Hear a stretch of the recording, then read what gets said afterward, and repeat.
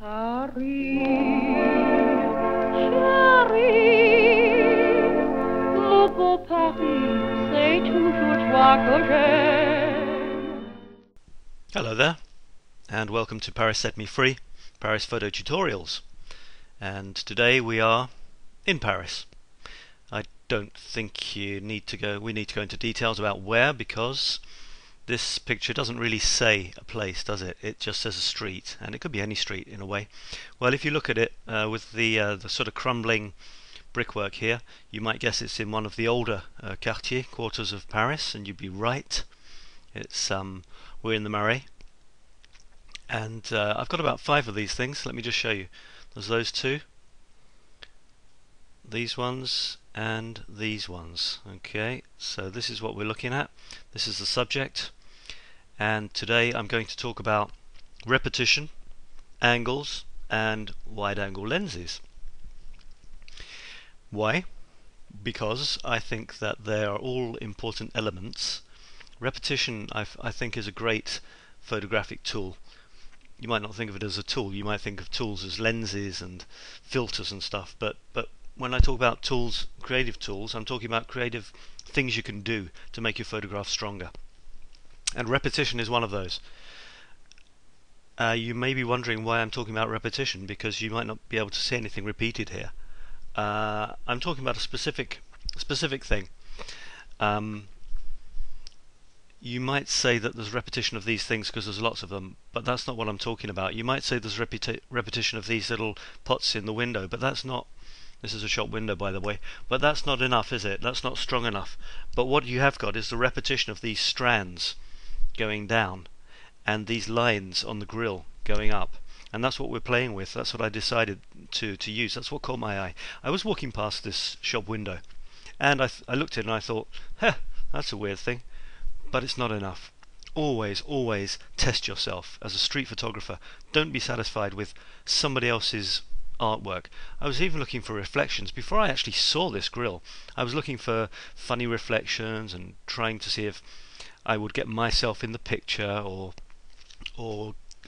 get some bike going past or something. In fact, I spent quite a lot of time trying to get a bike going past. Finally got one, and it was just useless. You couldn't see it at all.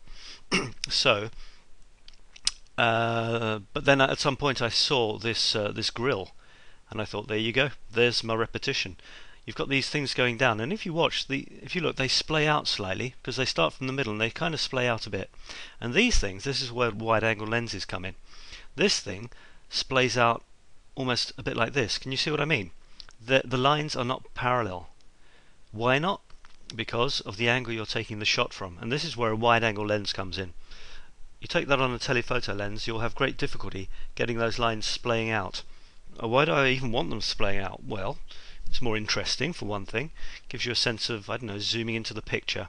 And you need a wide-angle lens. Put your wide-angle lens on, get in really close, frame your picture, and then see what looks best. I was trying to get a kind of an echo of these things pointing down and these things pointing up. Plus you had these crazy colours and no colour at all. It's basically grey and black in between, and a little bit of beigey cream.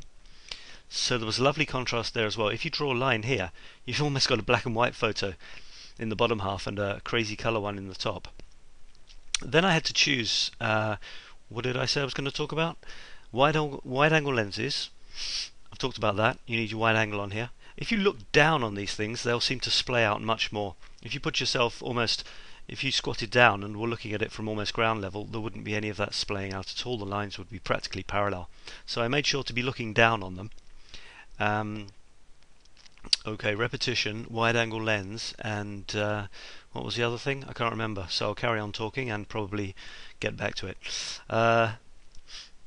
Okay, now have a look at which one did I choose, do you think? That one? That one? That one? That one? Well, I love angles, and that might be the other thing I mentioned. I was going for an angle, thought an angle, put this top right, put this kind of bottom left. The final result was this. I think I went a bit too crazy on the old zapping up the colours and saturation and stuff, but never mind, there it is, that's the final result. Still has that amazing top 2/3 colour bottom third below this line almost black and white, certainly almost monochrome. And I chose the one where there was a slight angle, and this one was pointing up towards the top right, and the grill was kind of down bottom left. You see the way that is not, it's not quite parallel to the edge, but it's slightly. And this one, boom, it's almost sort of 40 degree angle, which kind of cuts off that corner quite nicely. Look at that lovely texture there. The way I've done it, it almost seals that corner in a way, which was risking being a bit vague.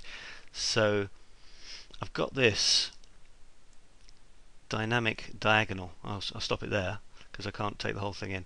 Got this diagonal going this way, and all of these lines here point that way towards this crazy thing. Top slightly off to the right is this crazy thing with all these lines.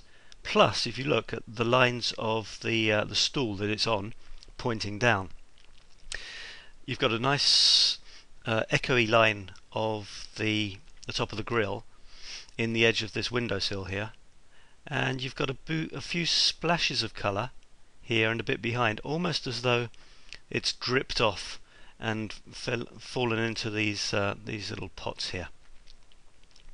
So it's a curious photograph. It wouldn't be enough just to take the photograph of this thing, because that wouldn't be my art now, would it? So I had to add something, and that's what I recommend you do as a street photographer. Try to add something which isn't part of somebody else's original work, and then you can be pleased that you've created something original that didn't exist before, and that even the artist, even the creator of this, couldn't have envisaged that. I'll make a guess that the person who put this in the window didn't know that they were putting it directly above this grill, and then using the techniques I have at my disposal of things such as knowing a wide angle lens will make those things seem to splay out. If I take it from up high and getting close, I'm adding my touch to it. I think that'll do. Thanks for visiting. Hey, why don't you guys leave a few comments for me? I've got quite a few people watching these videos these days. Appreciate that, thank you very much, but you're all a bit timid in commenting. You know what I'd love? I'd love you to leave a few remarks on the videos and tell me what you think, and I'll reply to you in the comments section. That'd be great to have some feedback from you. So thanks again from Paris. The two blogs are the Paris Set Me Free blog and the new one that I've done, which I don't do videos on, but I've decided to set myself a challenge of using the camera on the iPhone, which is ridiculously small in comparison to the lens I normally use, and yet I'm getting some pretty amazing results. And do have a look, check that out. If you go to my blog, you'll see up in the top left some links to the other blogs, the other creative blogs that I have. So hope to hear from you soon. Thanks a lot, and I'll see you again in Paris sometime. Bye bye.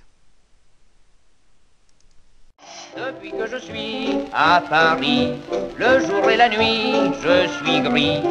J'ai compris la douceur de vivre. Je suis fou de joie, je suis ivre. Depuis que je suis à Paris.